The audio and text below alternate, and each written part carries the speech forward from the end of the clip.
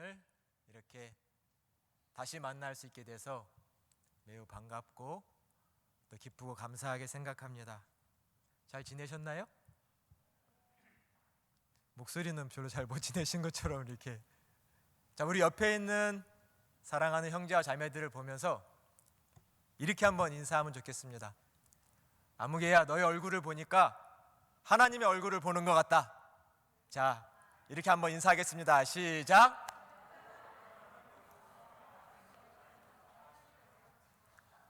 이름을 모르시는 거 아니죠, 서로? 이름을 불러가면서 하셔야죠. 이충식 부장님, 얼굴을 뵈니 하나님의 얼굴을 뵙는 것 같습니다. 네, 이렇게 신나게 하셔야죠. 진심입니다, 진심. 성서에 나온 귀한 인사 중에 이 인사가 있어요. 야곱이 사랑하는 형제 에서를 오랜만에 만났을 때 형한테 했던 인사가 형님의 얼굴을 뵈니 내가 하나님의 얼굴을 뵙는 것 같습니다 라고 인사를 했습니다. 여러분의 얼굴을 뵈니 마치 하나님의 얼굴을 뵙는 것처럼 기쁘고 신이 납니다. 이 자리에 아직 함께하지 못한 여러 친구들이 있을 텐데 아마 영상으로 예배를 드리고 있겠죠. 그 친구들도 어서 속히 만날 수 있기를 소망합니다. 8주일이 지났어요. 8번의 주일이 지났고 시간상으로는 2달이 넘은 것 같습니다. 한 2, 3주 못 보고서는 볼 수 있겠지라고 생각을 했는데 저희 예상과는 다르게 2달이라는 시간이 지나갔습니다. 그냥 시간만 지나간 게 아니죠. 아쉽게도 교회에서는 여러분들이 오지 말라 하는 건 아니지만 여러 가지 상황을 고려해서 교회 출입문도 다 닫아놓고 교회 와도 교회만 쳐다보지 들어오지 못한다고 막 저한테 연락하고 문자하는 분들도 많았습니다. 교회도 못 오시게 해서 매우 죄송하고요. 하지만 교회는 또 마스크 기부운동 같은 것을 하면서 여러분이 사랑으로 정성으로 모아주신 그 마스크들을 모아서 어려운 이웃들에게도 제공을 했습니다. 또 교인들 중에는 직접 마스크를 제작을 하셔서 무려 500개나 만들었어요. 500개를 만들어서 또 어려운 이웃들에게 그 마스크를 기부하는 시간을 가졌습니다. 참으로 쉽지 않은 시간들이었습니다. 여러분 어떻게 지낼까? 학업을 못하고 있으니 어렵지는 않을까? 이런저런 고민도 많이 드는 시간이었던 것 같아요. 2달 동안 제가 여러분에게 연락을 받으면서 가장 많이 들었던 얘기가 뭘까요? 가장 많이 들었던 얘기가 뭘까요? 목사님, 저 건강하라고요? 그 얘기는 한 번밖에 안 들은 것 같아요. 가장 많이 들은 얘기는 교회 가서 예배 드리고 싶어요. 이 얘기를 가장 많이 들었습니다. 교회 가서 예배 드리고 싶어요. 그죠? 그 마음이 변하시지 않기를 바랍니다. 네, 항상 이 교회 와서 예배 드리고자 하는 이 마음이 변하지 않으셨으면 좋겠습니다. 참 많은 것들을 생각하게 하는 시간들이지요. 네, 참 많은 것들을 돌아볼 수 있는 시간이 되기도 합니다. 이 코로나19 사태 사실은 지금도 계속 매일매일 주시하고 있는 사건입니다. 우리 한국은 그나마 조금 안정적으로 돼가는 것 같은 좀 느낌이 들긴 하지만 여전히 세계 각곳에는 많은 사람들이 죽어가고 있고 아프고 또 돌보는 치료하는 의사 봉사자들이 심지어는 아파서 죽기도 하는 여전히 힘든 상황 속에 있습니다. 참 어떻게 이런 상황들이 이루어졌을까 답답하기도 하지요. 그죠? 사람의 생존, 건강이라는 이런 기본적인 것들이 사실은 기본적인 게 아닌 것처럼 우리에게 다가오고 있습니다. 이 기본적인 것도 우리가 바라며 살아야 하는 그런 때를 보내고 있는 거죠. 하지만 이런 때도 우리에게 유익한 것이 한 가지는 있지 않을까 저는 생각을 해보았는데요. 그것은 뭐냐면 우리 안에 어떤 보편적인 개념을 갖게 한다는 겁니다. 우리 인류, 전 인류와 사회, 그 사회의 안녕과 평화를 위해서 우리가 생각하고 노력하고 또 추구하게 만들었다는 거죠. 지금은 전쟁 시대가 아니지만 전쟁이 일어나면 안 된다 다 생각을 합니다. 하지만 전쟁을 반대하면서 그걸 소망하면서 추구하며 사는 사람은 없지요. 이런 사태 속에서 모두의 안녕과 평화를 위해서, 질서를 위해서 한 마음을 가지고 함께 노력할 수 있는 시간들을 갖는다는 것, 사실 지금껏 나 자신만을 위해 살아왔고 나만을 위한 인생을 주로 살았지 우리를 위한 길을 간 적은 별로 없지 않을까요? 이런 때를 통해서 우리가 무엇인지, 또 우리를 위해서, 전체를 위해서 노력한다는 것이 무엇인지를 한번 생각하고 행동할 수 있었다는 것, 매우 의미 있다고 생각이 됩니다. 갑작스럽게 발생한 이 사건 앞에서 어서 속히 해결해야지, 안정을 되찾아야지, 일상을 회복해야지라는 마음으로 백신도 빨리 만들어야지, 빠른 치료책이 나왔으면 좋겠다 하며 많은 연구들을 하지요. 하지만 한편으론 도대체 왜 이런 일이 일어났을까를 생각해 보는 것이 필요합니다. 신앙적으로 말하면 하나님께서 왜 역사를, 지금 이때 인류의 역사를 이렇게 이끌어가고 계실까 생각해 봐야 합니다. 한번 생각해 보셨나요? 왜 이런 일이 일어났을까? 신천지 때문이야? 이렇게 생각하시는 분들도 계시겠지만 정말 하나님이 왜 이런 역사를 이끄실까? 우리는 깊게 생각을 해봐야 합니다. 물론 그 답을 찾기는 매우 어렵다고 생각됩니다. 분명 어렵습니다. 그 답을 찾기란. 이 시간 그 대답을 드릴 수 있는 것도 아닙니다. 하지만 저희는 말씀에서, 예배에서 이 세상을, 이 역사를 정말 바라보고 싶은 마음 가운데 고민하고 기도해야 합니다.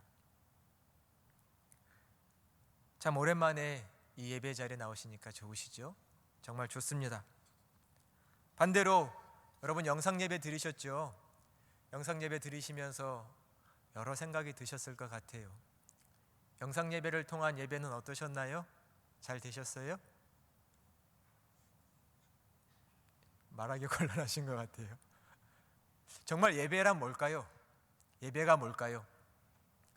찬양하고 기도하고 목사님 설교 듣고 헌금하고, 물론 이것들이 다 예배의 구성 요소가 되고 부분이 됩니다만 정말 예배가 뭘까 생각하는 시간이었죠.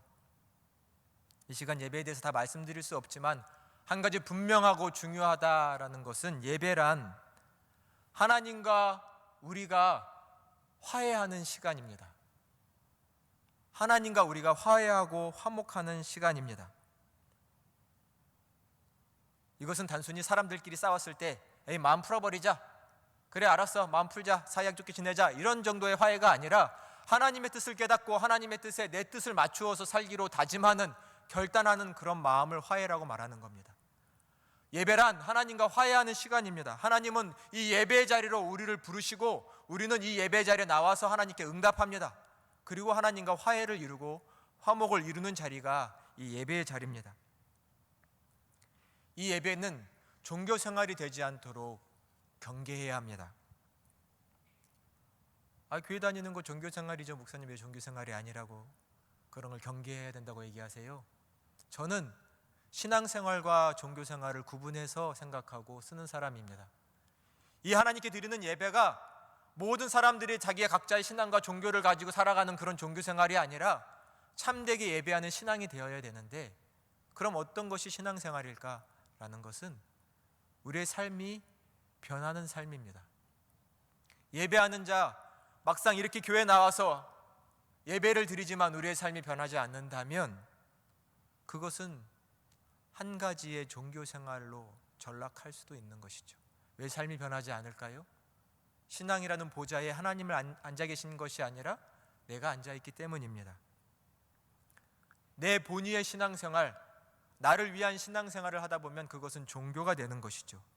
삶은 그 자리에서 변화도 열매도 맺지 않습니다. 신앙이란 하나님을 나의 왕, 나의 주로 모시고 사랑하는 것입니다. 저희는 하나님을 나의 왕으로 모시고 살아가고 계신가요? 그 고백이 진실로 참된 고백이 되어야 됩니다. 성서에 보면 예수님께서 예배에 대해서 말씀하신 부분이 있는데 이상하게 복음서 전체 내용에서 예배에 대해서 많이 말씀하시진 않았어요. 몇 군데가 있습니다. 그 중에 한 군데 중요한 부분이 하나 있는데 마태복음 5장 23절 24절 한번 같이 찾아볼까요? 마태복음 5장 23절 24절 말씀입니다. 성경이 없으신 분은 앞에 화면을 보셔도 되겠습니다. 우리 같이 한 목소리로 읽어보도록 하겠습니다. 시작. 그러므로 예물을 제단에 드리다가 거기서 내 형제에게 원망 들을 만한 일이 있는 것이 생각나거든 예물을 제단 앞에 두고 먼저 가서 형제와 화목하고 그 후에 와서 예물을 드리라. 아멘. 말씀해 보면 예수님께서 예배에 대해서 말씀하시는 것인데 말씀을 보시면 23절에 그러므로 예물을 제단에 드리러 갔다가 예물을 제단에 드리려고 갔습니다. 이것이 예배를 드리러 간 거죠. 예배란 제물을 드린다는 것은 하나님께 예물을 바쳐서 하나님과 내가 화목되겠다라는 겁니다. 예물을 드리러 갔는데 거기서 내 형제에게 원망 들을 만한 일이 생각나거든 뭐라고 하셨죠? 먼저 예물을 제단 앞에 두고 먼저 가서 형제와 화목하고 그 후에 와서 하나님께 예물을 드리라라고 합니다. 먼저 가서 형제와 화목하라라고 하셨습니다. 예수님 그냥 예물 드리러 왔으면 제사를 다 드리고 나서 그리고 나와서 그냥 형제와 화목하러 가면 되지 왜 굳이 예물을 여기다 두고 먼저 가서 형제와 화목하라고 하세요? 분명히 그렇게 말씀하신 의도가 있는 거죠. 예배 드리고 나서 형제와 화목하고 사랑하면서 잘 지내신 경험이 많으신가요? 까먹을 때가 더 많죠. 예수님은 분명히 먼저 가서 화목을 하고 화해를 하고 와서 하나님 앞에 예배하라라고 되어 있습니다. 이 말씀을 가슴에 꼭 새기시기를 소망합니다. 말씀해 보면 하나님을 예배하는 매우 중요한 전제 조건처럼 되어 있죠. 형제와 화목하고 와서 하나님을 예배하라는 겁니다. 하나님과 화목하기를 원하는 자는 먼저 형제와 화목하고 나서 하나님 앞에 나와 예배하라고 되어 있습니다. 형제와 자매와의 화목, 사랑은 염두에 두지 않고 하나님 앞에 나와서 드리는 찬양과 기도와 예배, 그것을 예수님께서는 따끔하게 말씀하시는 거지요. 중요한 건 삶이 변화된 예배가 되어야 됩니다. 하나님의 뜻에 맞추어 살고자 하는 결심이 있는 삶, 그 삶 통해 드리는 예배가 중요하죠. 그래서 구약 성경을 보면 이스라엘 백성이 부정과 불법을 온갖 것을 다 행하면서 하나님께 드리는 온갖 제사, 하나님이 실물 나니까 드리지 말라고 하셨습니다. 너희가 드리는 제사는 내가 받기도 싫으니까 이제는 정말 드리지 말라고 하셨습니다. 도대체 너희의 삶이 바뀌지 않는 예배가 무슨 소용이 있느냐라는 것이죠. 저희는 하나님을 참되게 예배하고 있을까요? 돌아보기를 원합니다. 오늘 본문 이사야서는 이사야 전체는 아마 저희가 잘 읽는 성경은 아닐 겁니다. 하지만 오늘 저희가 읽은 본문은 교회에서 어릴 적부터 많이 배우신 본문일 것 같아요. 그죠? 6절부터 8절부터 특히 6절 8절을 많이 아실 거예요. 어릴 때 찬양도 많이 있었습니다. 보면 재미난 표현들이 많이 있습니다. 일단 이 본문은 이사야서가 하나님이 보내주실 메시아, 하나님의 통치를 대신하실 왕, 그분이 이 땅에 오실 때 그분이 다스림으로 이루어질 평화의 나라를 그리는 본문입니다. 눈으로 한번 6절부터 8절까지 따라와 보세요. 보면 이리와 어린 양이 함께 살고 표범과 어린 염소가 함께 있고 송아지, 어린 사자, 살찐 짐승들이 어린아이에게 끌리고 암소와 곰이 함께 먹고 사자가 모처럼의 소처럼 풀을 먹고, 젖 먹는 아이가 독사의 굴에 앞에서 장난을 치고, 이제 막 젖된 아기가 독사의 굴에 손을 놓고 장난을 칩니다. 여러분 이런 거 보신 적 있으세요? 없으시죠? 볼 수 없는 일들입니다. 놀라운 일들입니다. 정말 간혹 나타나야 하는 TV에서 놀라운 이야기로 다룰 법한 이야기들이죠. 보기 드문 일입니다. 근데 평화의 나라는 이렇다라고 성경은 그리고 있습니다. 인간들 사이에서의 평화만이 아니라 이 평화가 인간과 동물 모든 생물들에게 퍼져 있습니다. 확대되어 있습니다. 모든 하나님 만드신 피조물 세계에 있는 평화, 그 평화를 말하고 있습니다. 우리가 아는 지식대로 하면 어떻게 육식동물이 초식동물과 함께 놉니까? 어린 양은 사자의 표범의 밥이죠. 근데 어린 양이 사자와 표범과 곰이 염소와 소와 암소와 함께 논다는 것 불가능한 일입니다. 그런데 이 불가능한 일이 이루어지는 것이 평화의 나라라고 합니다. 9절에 보니 내 거룩한 산 모든 곳에서 해됨도 없고 상함도 없을 것이라고 말합니다. 해됨이 없는 곳, 상함이 없는 곳, 다치는 것이 없고 서로 두려운 마음이 없는 곳, 이것이 거룩한 산입니다. 평화의 나라입니다. 어떤 사람들은 이 말씀을 이것은 비유라고, 상징이라고 말하는 사람들이 있습니다. 평화라면 이래야 되지 않을까? 이상적인 비유일 거다, 상징일 거다라고 말하는 사람들이 있습니다. 저는 이 말씀을 비유와 상징으로 보지 않고 이루어질 현실로, 지금 우리가 이루어내야 할 현실로 봅니다. 불가능한 일일까요? 정말 이러는 것이 불가능할까요? 물론 학문적으로 다룬다는 것은 쉽지 않지만, 또 이 시간 그걸 다룰 수도 없지만, 여러분 TV에서 정말 많이 보셨죠. 아무리 맹수도 어릴 적부터 사람과 또 다른 동물들과 같이 지내면 그들을 서로 잡아먹고 해치지 않습니다. 많이 보셨죠? 태어날 때부터 본능적으로 잡아먹고 해치려는 마음, 정말 그런 것일까 생각해 봐야 되는 거죠. 평화란 적개심, 내 적이야, 나를 해치는 거야, 내 맘대로 할 수 있어, 이런 적개심을 벗어버리면 평화는 이루어질 수 있는 것입니다. 불가능한 것이 아니라 이 적개심을 내려놓으면, 서로를 향한 우정, 서로를 향한 사랑의 마음을 싹터가면 적개심이 없는 평화의 나라는 불가능한 것이 아닙니다. 하나님의 말씀대로 이루어질 수 있는 것이지요. 서로를 보호하려는 영역과 경계를 다 허물어버리고 평화의 나라가 이루어질 수 있는 것입니다. 문제는 하려고 하지 않으니 불가능한 것처럼 보이고, 그러다 보니 이 현실에서는 없는 일처럼 보이는 것이죠. 그러나 마땅히 평화는 우리를 통해 하나님이 이루고자 하는 현실인 줄로 믿습니다. 우리는 이 현실을 위해 부름받은 하나님의 백성입니다. 이 코로나 시국에서 뉴스에서 그런 얘기들 많이 들어보셨죠. 사람들이 위협을 받다 보니까 도시나 거주지에서 두문불출하며 거리에 사람도 없고 사람들이 밖에 막 나다니지 않으니까 뭐가 출현했죠? 막 야생동물들이 도시에도, 사람들이 거주하는 곳에도 막 나타났습니다. 사실 사람을 적개시하고 두려워하고 멀리하던 동물들도 사람이 나타나지 않으니까 자기 영역이 나도 모르게 확대된 것이지요. 사람이 자기의 영역을 줄이니까 반대로 많은 동물들이 우리가 있는 곳으로 나올 수도 있는 겁니다. 무엇이 맞는 것일까요? 생각해 봐야 되겠죠.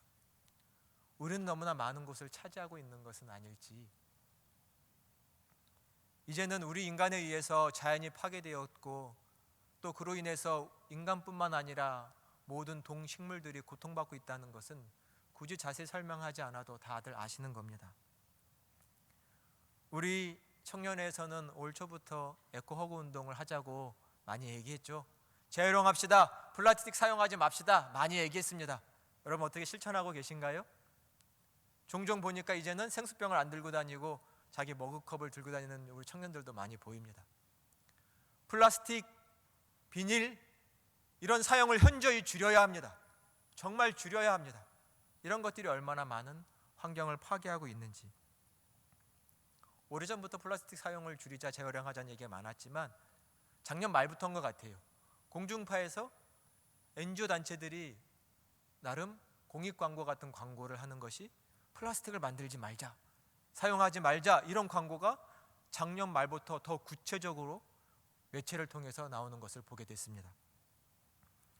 그 광고를 보니 동물들, 바다의 동물들이 플라스틱, 비닐로 인해서 얼마나 고통받는지 그 생생한 장면들을 보여주더라고요.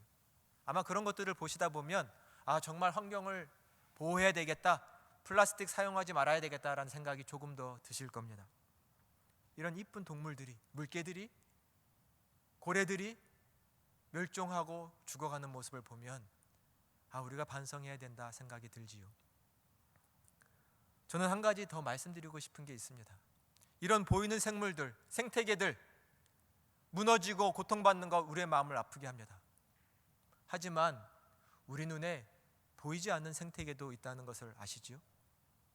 어쩌면 그 보이지 않는 생태계가 훨씬 더 큽니다. 보이지 않는 생태계는 어떤 것이 있을까요? 미생물 같은 생태계가 있죠. 지금 바이러스로 고생하는데 바이러스 생태계도 있습니다. 정말 작아 보이지 않는 미물들의 생태계도 있죠. 보이는 것들에 고통받는 것뿐만 아니라 우리 인간은 보이지 않는 세계의 생태계도 걱정하며 그것들이 무너져가는 것을 보호할 수 있는 책임을 가져야 합니다. 이미 이 땅에는 이 보이지 않는 생태계가 무너져가고 있다는 많은 징후들이 나타나고 있습니다. 여러분, 인간들이 최근에 겪고 있는 많은 질환 중에 자가 면역 질환인 것이 있죠.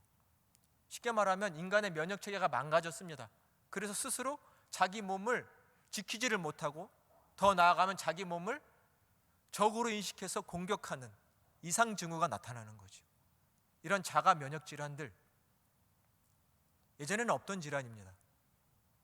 그 원인이 뭘까라고 사람들이, 의사들이 연구하다 보니까 이런 결론에 이른 것들도 있습니다. 뭐냐면 사람 몸에는 인간의 세포수보다도 10배나 더 많은 미생물들이 사람의 뇌에, 사람의 피부에 살고 있는데 이런 미생물들이 현저하게 죽고 없어지고 그 많은 종류가 작아지고, 예전에는 몰랐는데 이 많은 미생물들이 인간에게 필요한 물질들을 만들어주고 각 요소에 필요한 것들을 공급해줬는데 이런 모든 인체 시스템이 미생물과 함께했던 시스템들이 다 뭉개진 겁니다. 왜요? 인간들이 만들어 놓은 항생제 같은 거 먹으면서, 온갖 약물, 인공적인 것들을 먹으면서 이 안에 있는 건강한 미생물, 좋은 미생물, 인간에게 꼭 필요한 미생물들이 다 죽고 사라지고 시스템이 깨지고 하면서 인간들에게 이제는 반대로 인간의 생명을 위협하는 단계까지 이른 것이죠. 이거 말고도 많이 있습니다. 뇌질환 중에서 일부, 신경질환들, 기타 여러 질환들도 이 인체의 시스템이, 미생물과 공존했던 이런 시스템들이 사라지면서, 망가지면서 인간들이 고통을 겪고 있다고 하고 있습니다. 보이지 않는 시스템, 생태 시스템도 우리가 보호할 수 있는 더 넓은 시야와 책임을 가져야 하겠습니다. 코로나19 이 사태가 왜 생겼을까요? 도대체 그 원인을 누가 알 수 있겠습니까? 정말 하나님 외에는 알 사람은 분명히 없을 겁니다. 하지만 분명한 것은 이것은 정상은 아니죠. 정상은 아닙니다. 이런 두려운 마음을 가지는 것 정상 아니죠. 우리의 일상이 이렇게 흐트러지는 것도 정상은 분명히 아닙니다. 우리에게는 지금 평화가 필요합니다. 우리는 생명과 평화를 이루는 삶을 이제부터 다시금 시작하기로 결단해야 합니다. 우리 9절 말씀을 한번 같이 봉독해 볼까요? 9절 말씀입니다. 시작.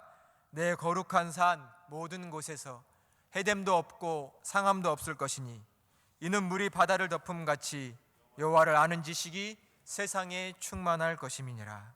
아멘. 내 거룩한 산, 이것이 평화의 나라입니다. 나의 거룩한 산에서 해됨도 상함도 없을 것인데 그 원인이 뭐예요? 그 동력이 뭐냐면 여호와를 아는 지식이 세상에 충만할 것이기 때문입니다. 하나님이 누구신지를 아는 지식이 각 사람, 각 모든 피조물 가운데 충만하니 그 가운데 평화가 가득 이루어질 수 있는 겁니다. 해됨이 없으니 얼마나 살만 나는 세상입니까? 마스크 툴툴 다 벗어던지고 나가셔야 되지 않겠어요? 그죠? 서로 악수하고 껴안고, 저도 모르게 막 오늘 손이 나가더라고요. 잡고 싶고 안고 싶고, 이 자연스러운 것이 되지 않는 살만 나는 세상, 아무 거리낌이 없는 세상 필요합니다. 우리가 예배하는 하나님, 어떤 하나님이신가요? 생명과 평화의 하나님이신 줄로 믿습니다. 예배란 화해의 자리고, 하나님은 화해의 자리를 만드시고 모든 사람을 화해의 자리를 초대하시는 분이십니다. 또한 예배 자리에 나오기 전에 너희 먼저 화목하라고 말씀하시는 분이십니다. 하나님은 생명과 평화의 하나님이시지요. 관계가 회복되기를 원하시는 분이시고 하나 되기를 원하시는 분이십니다. 이 하나님의 백성들이 이 땅에 평화를 이루는 삶을 살아야 하겠습니다. 평화를 위해서는 작은 인간이 되어야 됩니다. 이만큼 큰 인간, 뭐든지 할 수 있는 인간, 뭐든지 내 뜻대로 하려고 하는 인간이 아니라 작은 인간이 되기로 결심하셔야 됩니다. 작은 인류가 되어야 됩니다. 이 지구상에 우리가 다다라는 생각, 우리가 하고 싶은 건 다 할 수 있다라는 생각이 아니라 작은 인류, 그래서 저 동물들이, 저 식물들이, 눈에 보이지 않는 미생물들도 그들의 자리 지켜가며 그들의 질서를 지켜가며 살 수 있게끔 할 수 있는 그런 작은 인간이 필요합니다. 더 많이 갖겠다, 더 넓게 살겠다라는 마음, 이제는 우리 안에서 제해버려야 합니다. 우리 인간이 필요한 만큼만, 내가 필요한 만큼만 가지고 살면 됩니다. 그래서 서로 공존하고자 하는 마음, 내 것까지도 함께 나눌 수 있는 마음, 이런 것이 필요합니다. 내 것은 없습니다. 우리의 것이 있는 것뿐이지요. 이 지구, 여기에 내 땅, 네 땅이 어디 있습니까? 태어날 때 땅 가지고 태어나는 분이 없고 죽을 때 땅 가지고 가는 분은 없지요. 성경대로 말씀드리면 성서에서 하나님께서는 이 모든 인류는, 땅은 다 내 것이라고 하나님께서 말씀하셨습니다. 너희는 그 가운데 있는 잠깐 왔다 가는 거류민이고 거주자일 뿐이다. 근데 마치 내가 주인인 양 행세하는 인간과 인류가 있다면 그건 하나님 바라시는 모습이 아니죠. 우리는 잠깐 이 땅에 와서 잠깐 우리에게 주어진 생명만큼 살다가 갈 뿐입니다. 마치 천년 만년을 살 것처럼 모든 것을 가지려고 한다면 그것은 욕심이지요. 작은 인간이 되기로 하나님 앞에서 다시금 다짐을 해야 되겠습니다. 모두가 함께 더불어 기쁘게 행복하게 살 수 있는 세상을 만드는 일에 우리 삶을 드려야 합니다. 평화를 이루는 삶을 어떻게 실현할 수 있을까? 우리는 고민해야 할 때라고 생각이 됩니다. 지난 금요일에 우리 청년의 이성준 형제한테 연락이 왔어요. 우리 사진 한번 보여주실래요? 성준 형제가 지금 태국에 가 있는데 끄랍이라는 동네에서 선교 인턴십을 하고 있습니다. 지금 그쪽도 코로나가 터져서 일도 하기 어렵다고 하더라고요. 생활이 조금 어려운 것 같습니다. 그런데 저 사진에서 보시는 것처럼 물건들을, 생필품들을 사서 더 가난한 태국에서도 저 외진 그곳에 가서 가정들을 찾아가서 물건을 전달했다고 저한테 얘기를 해줘서 얼마나 기뻤는지 모릅니다. 더 감사하고 놀라운 건 뭐냐면 지금 그곳 현지에 있는 여러 교회들, 선교단체와 협력을 할 수 없대요. 지금 이런 코로나 상황 때문에. 그런데도 형제가 태국에 갔으니까 혼자 가만히 있을 수 없어서 혼자 계획을 짜서 혼자 태권도장에 있는 어떤 분과 함께 가서 저렇게 선교를, 사랑을 전했다라고 들어왔습니다. 또 여기 앉아 계신 분들도 이 땅의 평화를 위해 가지고 계신 재능으로 사랑의 손길을 지금도 행하고 계시다고 생각이 됩니다. 그 손길에 주님의 크신 은총이 함께 하시기를 빕니다. 하나님의 형상으로 인간이 창조되었다라는 건 무엇일까요? 그것은 다른 것이 아니라 그 어떤 피조물보다도 이 평화의 책임을 가장 많이 가지고 있다라는 겁니다. 하나님의 형상을 가졌으니 마음대로 하겠다는 게 아니라 이 지구상의 평화의 책임을 가장 크게 가지고 있는 인류입니다. 주님을 그 길을 따른다는 것은 뭘까요? 내가 가지고 있는 모든 것, 그리고 마지막에는 생명까지도 나눌 수 있는 삶을 산다는 것입니다. 이것이 평화의 나라의 백성이 드릴 참된 예배인 줄로 믿습니다. 이 평화의 일꾼으로 함께 세워져 가시는 우리 사랑하는 허그 청년이 되시기를 주님의 이름으로 축원합니다. 기도하겠습니다. 은혜와 사랑이 풍성하신 하나님, 감사합니다. 우리를 다시금 주님의 성전으로 인도하여 주시고 하나님을 바라보며 또한 형제와 자매들을 마주 대하며 예배할 수 있도록 이끌어 주시오니 감사합니다. 우리를 사랑하심으로 하나님 이때에도 하나님의 말씀을 우리에게 허락해 주시니 감사합니다. 간구하옵나니 평화의 하나님, 평화의 나라를 이루는 일에 우리의 삶을 온전히 드릴 수 있도록 도와주시옵소서. 이 모든 일이 하나님을 사랑함으로, 하나님을 경외함으로, 예수 그리스도를 공경함으로 이루어지는 복된 삶이 될 수 있도록 도와주시옵소서. 세상에는 평화가 필요합니다. 생명이 다시금 넘쳐나기를 원하옵나니 주님 역사하여 주시옵고, 특별히 몸된 교회가 하나 되어 이 세상을 온전히 섬길 수 있도록 도와주시오며 예수 그리스도의 사랑을 실천하게 하시고 복음을 전하는 귀한 교회로 거듭날 수 있도록 이끌어 주시옵소서. 병상 가운데 있는 모든 아픔 가운데 있는 자들 위해 주의 치료의 은혜로 함께하여 주시옵소서. 모든 것을 주님께 의탁하오며 우리 주님 예수님의 이름으로 간절히 기도드립니다. 아멘.